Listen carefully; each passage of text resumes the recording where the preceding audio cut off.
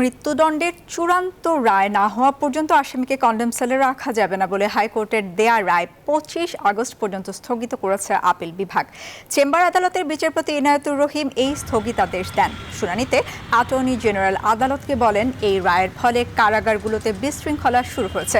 অনেক মৃত্যুদণ্ডের আসামি কন্ডেম সেল থেকে দ্রুত বের হতে তোড়জোড় শুরু করেছে। এছাড়া এ ধরনের বিষয়ে আদালতে রিট করার পেছনে ভিন্ন উদ্দেশ্য থাকতে পারে বলে আদালতে তুলে ধরেন তিনি। পরে নিজ কার্যালয়ে অ্যাটর্নি জেনারেল বলেন, তার ধারণা মানবতা বিরোধী অপরাধীদের অনেকে মৃত্যুদণ্ডের কন্ডেম সেলে থাকায় তাদের সুবিধার জন্য এই বিষয়ে আদালতে রিট করা হতে পারে।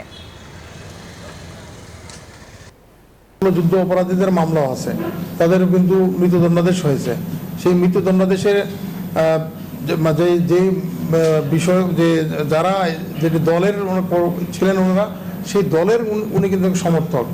এই কারণে আমাদের মনে হয় যে ওনাদের দলের হয়তো ওই যে যারা মৃত্যুদণ্ডাদেশ পেয়েছেন তাদেরকে বেনিফিট দেওয়ার উদ্দেশ্যে হয়তো ওদেরকে দিয়ে হয়তো উনি মামলা করাতে পারেন।